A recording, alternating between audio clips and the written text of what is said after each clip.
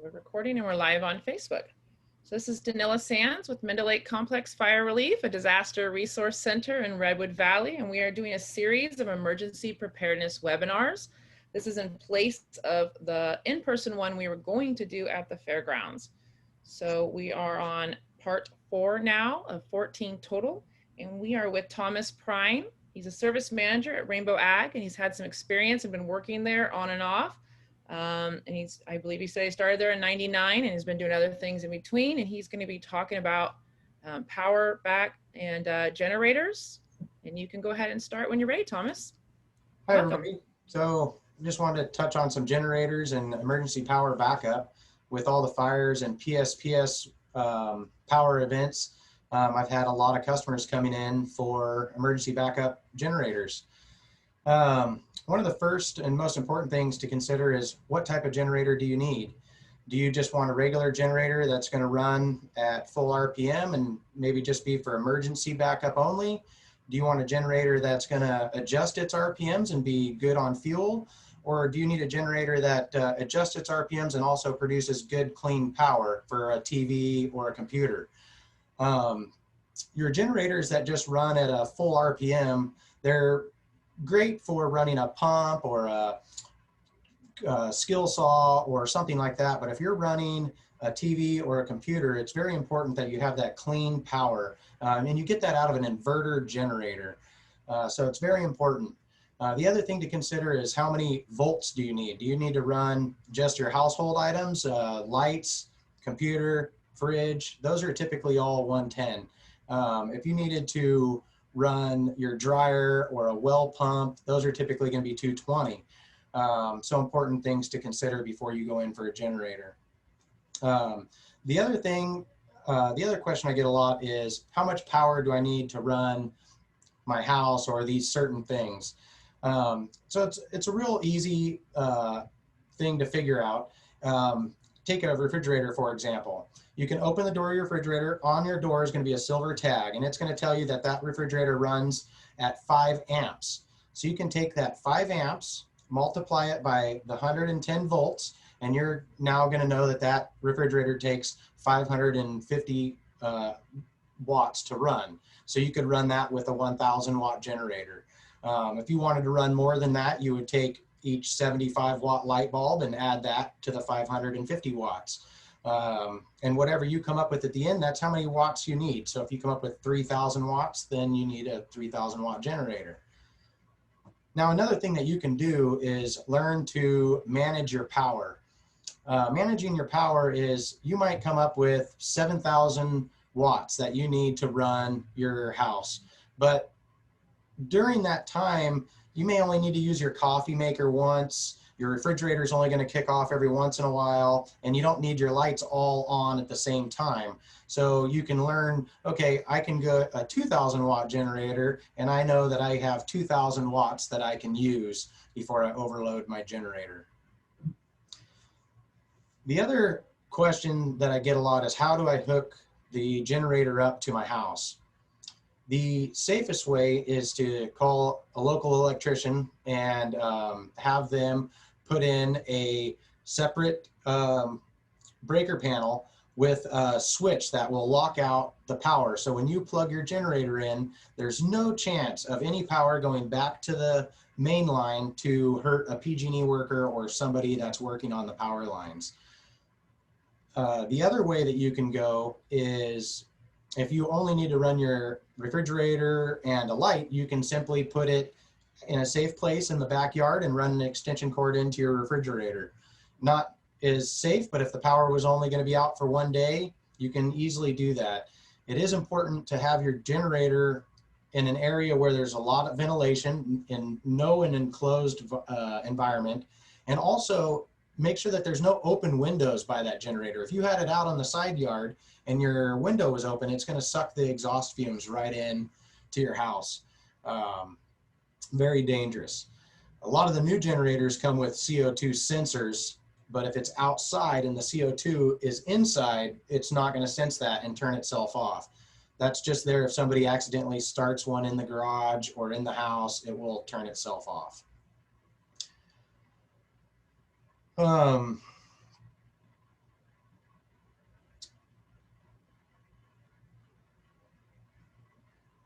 let's see. The other thing to consider in your generator is your runtime and fuel usage.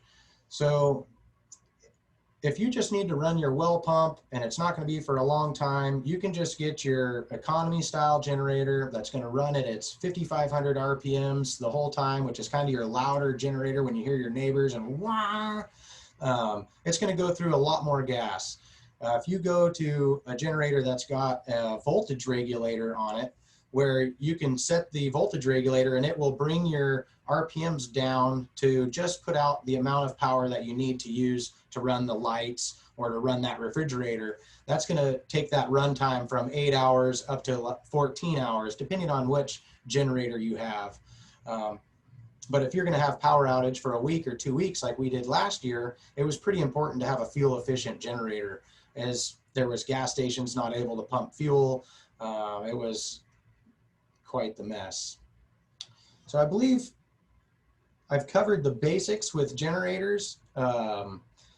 Clean power for TVs, there is no exception for that. I can't stress that enough. Even with a voltage regulator, it takes about a second for that generator to adjust its power. And if your RPMs change on that generator, the power output changes, which is very bad for a TV or a computer. Your inverter generator, it's always going to produce that right amount of power no matter where the RPMs are. So with that, I'll open it up for any questions, if anybody has any questions. Thank you, Thomas. That was very informative. So you had said you had some experience. You've been at Rainbow Ag and did other things around generators. So you'd be the guy that someone going into Rainbow Ag would talk to if they didn't have any knowledge themselves about generators, correct? Yes. And you seem like an easy guy to talk to, so that's great. Mm-hmm. So what would be the best way for someone to contact? Just call the store, come right in?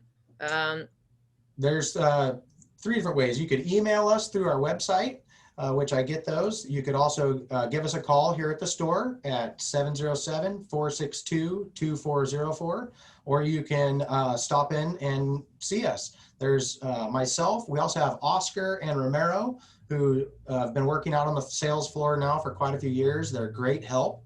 We have our main parts guy, Vinny, and then our head mechanic, Richard. So pretty much anytime you come in, you can get some knowledgeable information on generators, how to hook them up, how much power do you need, and which one you might need. And do you guys charge for that service for somebody asking the questions before or after if they get confused along the way? No, we do not. I've actually had times where I've stopped by people's houses to take a quick look at what's going on. I can't always do that because I am super busy, but if I can fit it in, I fit it in. Never a charge. We also don't charge for dealing with your warranty to put in the paperwork. We take care of that all along the way. If there's any problems with your generator, we also do the work in-house. So you just bring your generator to us. You don't have to send it out of town to somebody else to have it worked on. Oh, that's great.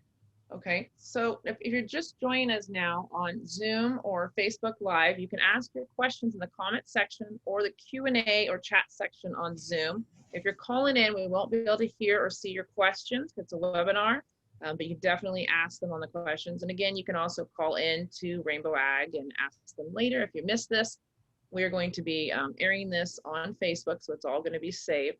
So we're just trying to see if there's any other questions coming in now. So is there a better, you were talking lightly already on this, but one of the questions are, would you recommend one brand over the other for quality, tea? I mean.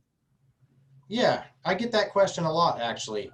Really, if you want dependability and a long life out of a generator, in my opinion, Honda or Yamaha stand at the top. Then you have a lot of other generators that are more price sensitive, and there's a lot in that lineup. And I do sell them. I don't want to pick on them, but how they get that price down is they put a smaller engine to turn the generator. And I'm just going to throw some numbers out there. I don't have the exact specs in front of me, but for instance, a 2000 watt Honda generator might run on 120 cc's, whereas you take that same 2000 watt generator from another company that's cheaper, you're going to see it running on 80 or 90 cc's. So that engine's having to work much harder to turn that generator and create your power. So there's definitely some value in spending more money for a Honda. Now, if you're just getting it to get by a couple of quick power outages and you're not concerned about that, the backups or the lower priced ones are fine. They hold up, just not for the amount of hours. Okay. So another question is, what do you guys do around somebody that might not be familiar with it? This person specifically said older people. Do you make sure that they can start it and run it properly first before they just, you know, I know someone personally, they saw the big giant one, they spent a lot of money, and then they realized it was just too much for them to handle. 100%. I get that quite often. We always make sure that they can start it and fully understand the operations of it before they take it home, or before we do. A lot of times that generator is getting delivered just because it's hard for them to get it home. But we definitely make sure that they can start it and fully understand how to use it and plug something in. Do you guys have a video that goes with the generators? Is there YouTubes or anything that the generator is sold with that people can look at later in case they get confused versus just a manual? There is no video that it comes with. There are a lot of videos on YouTube that are great. There are a lot that aren't so great, so you really have to be careful going on YouTube. I would really suggest, if you have questions, we're always here. Call us. I give a lot of customers my cell phone number. We make ourselves pretty available to get your questions answered in a pretty time efficient manner. Okay, thank you. So another question that came in is, when storing your generator, do you need to drain the gas? So fuel is very important, and honestly, I should have touched on that, and I'm sorry I didn't. Fuel now from your gas station has ethanol in it, which is alcohol. It's very bad for any generator, any engine that is going to be sitting for any length of time, because the alcohol causes condensation, which causes rust, which can actually cause what we call swamp gas. So it's very important with your generator, especially if it's going to be sitting for any length of time, to run ethanol-free fuel. And you can get that here. The Redwood Valley gas station has it. Motorsports of Ukiah has it. Willits Power has it. The small engine repair shop on Talmadge has it. So it's getting much easier to get. And it is, even with the ethanol free, I would recommend draining the carburetor. You don't need to drain the whole tank, but I would turn the fuel to the off position and run the generator out of gas. Thank you for that. So one of the things that came up during one of the first PSPS events, some fires starting with generators. Storing them in the right place, maybe being, I don't know if this is correct, but cement under it, clearance around it. Do you let it cool down? Do you fill it while it's hot? Do you guys discuss that, and what would you talk about? You know, because we don't want a generator in a power outage that's meant to prevent a wildfire and then end up starting one. Yes, it's very important to find a safe place to put your generator while it's running. It can't be sitting out in grass. The exhaust can't be blowing into wood or into a building, and you really shouldn't have it in a building. It should be out where it's in a more open environment. Now, you could have a generator shed, but it needs to be probably three-sided with the exhaust pointing out. But I would say mostly don't have it indoors, have concrete underneath it, and make sure that there's nothing around that generator that can catch fire. Never fuel a generator while it's running, ever. That's very important. You can gas them up while they're warm, but if you spill gas on it, you need to wait before you start that generator back up. Would you recommend storing the fuel away from the generator? Yes. I would not have the fuel right next to the generator. Have it over in your garage. When you fill up your generator, go fill up your generator and then take your fuel back away from it so it's not by it. That's just another thing. If there is a fire and it gets to that, it just makes it that much more dangerous. Are there concerns about the generator being out in the sun? I wouldn't store it outside. I would have it out there while it's running, and then I would bring it in but there's no choice in the matter. I mean, I had mine out there for the last PSPS. There was nothing else I could do. I put a shade canopy over the top, but really it's not going to hurt it. What would hurt it more is being out in the rain and weather. You don't want it out in rain or weather. That's good. Okay.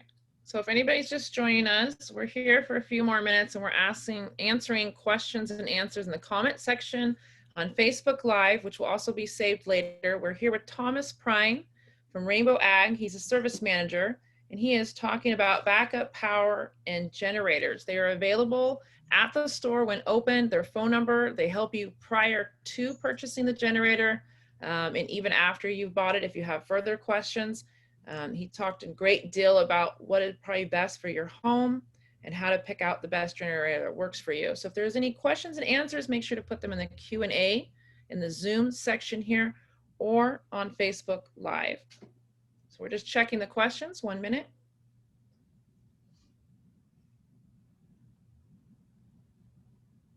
Is there a place that services the generators should something go wrong? Oh, if you bought it from us, we do all that in-house. We do service Honda generators that were bought at other places. We just only do Honda and Echo because that's what we have our parts diagrams for, and we're able to get parts for. So we do work on the Hondas and Echoes. That's great. Somebody else? What about during the power outages, there was a lot of theft. Would you recommend a certain type of lock? Yes, so you can either cable your generator to a pole or something. They also have, Honda has for like the suitcase, it's a real popular EU 2200 generator. They have a theft deterrent handle that can help lock that so that somebody can't just cut through the plastic. But that was a huge problem last year, and I would expect it to be a problem going forward. So make sure those are locked with like a bike lock works really well. Thank you. And you talked briefly on this, but it came up again. What about the exhaust next to my house when I have the generator on? How many feet away should it be? It's important to have that quite a few feet away from your house. If you have to have it, you know, in your side yard or something, that's okay. Don't have the exhaust pointing at your house, and make sure that those windows are closed and your neighbors know that your generator is there and their windows are closed, because if their window is open, even cracked, it's going to create a draft and it's going to pull the exhaust fumes right into the house. So very important to try to get that out into the backyard if you can. Now, I don't know if you'll know this question.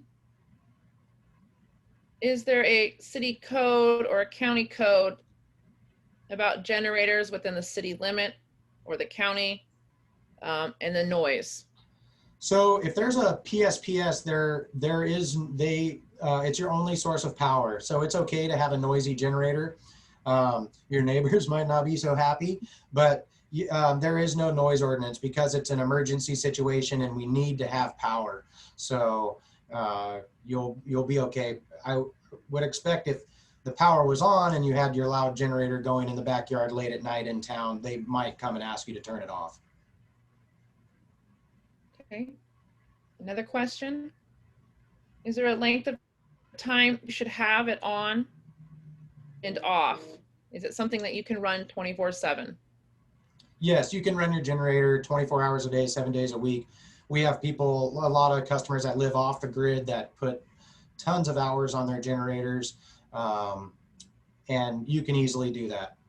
So you have to fuel it up a lot, but it can run. Okay, we had a little bit of a technical issue there, but we did hear you. So the last question, we're not sure if you'll know the answer, but they said, why do some people choose a generator over solar or battery packs? You know, I'm not sure. You can get, part of the problem is the power output that you're going to get. To get a great amount of power output out of solar, you still have to spend, it's not, the cost is quite a bit more at this point. You could though get a smaller solar system to run your lights and even a refrigerator. A refrigerator is only typically around 500 watts. So you could run that through an inverter and be just fine. I did have some customers do that, and we do sell a little 600 watt inverter here. Oh. We don't have the solar panels, but we do have an inverter. Well, that's good to know. Yeah. And then you may have already touched on this as well, but I believe this is one of our last questions that's come in so far. Do you guys have someone that they can pay to come help install it? No, that unfortunately we'll have to go through a local electrician. They are extremely booked up at this point. I tried a few times reaching out to some people to see if there was somebody that I could maybe team up with to have as a recommendation, but they didn't even want to do that because they're so booked out. Really, you need to be calling pretty far in advance. My guess would be that if you started right now trying, you're probably not going to get one before January. Wow. Yeah. So the motto here is to prepare. That's why we're doing these emergency preparedness events. So this is definitely something that people should be thinking about in advance. What generators work for them versus in the moment, stressed and anxious. The day before they hear, you know, we have a PSPS event coming up. They should be reaching out to people like yourself at Rainbow Ag ahead of time, early on, say spring or winter, and say, hey, this is coming up. What should I do? And that way they have time to really think about it versus buying, which we've seen the first PSPS event, people bought things that were too small or too big for the system that they needed, right? And also they bought, because they were all that's left, they bought those really loud generators, which those almost never have an inverter on them, but yet everybody's running a TV off of those generators. So if you turn on too many lights, or if your refrigerator kicks on and too much power comes on, your TV and your computer is gonna not work anymore probably. So that's really good to know. Yeah, a few things happened during that PSPS last time with people just rushing to get generators. Too small and the wrong one. So if somebody wanted to buy a generator now, they could come to Rainbow Ag. Yes. And you guys have some in stock or could be ordering for them?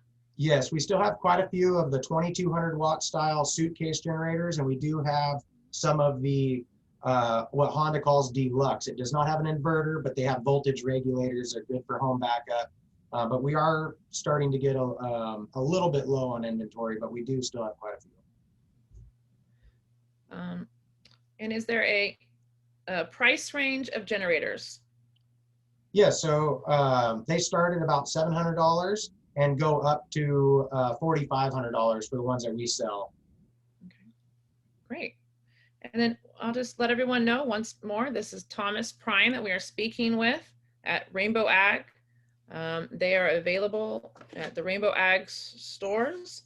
And he just went ahead and told us that the hours there are now 8 to 6 p.m. Is that correct? Yes. And on Sunday, 9 to 3.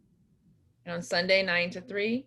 And that you guys have a website, which we will be adding to the top of this video, and the phone number, and they can call you and talk to you or a couple of the other people there if they have any questions prior to purchasing or even after purchasing. Yes. Thank you. Do you have anything else that you'd like to add, Thomas? No, just give us a call if you have any questions, or come down and see us and we'll get you taken care of. Well, I really appreciate you taking the time. I'm sure you two are busy as well. Oh yeah. I just want to let everyone know our next meeting is at 5 o'clock with Rebecca Inberg regarding volunteering in times of emergencies. Well, thank you, Thomas. All right. Thank you for having me. I appreciate it. Take care. Thank you. Bye.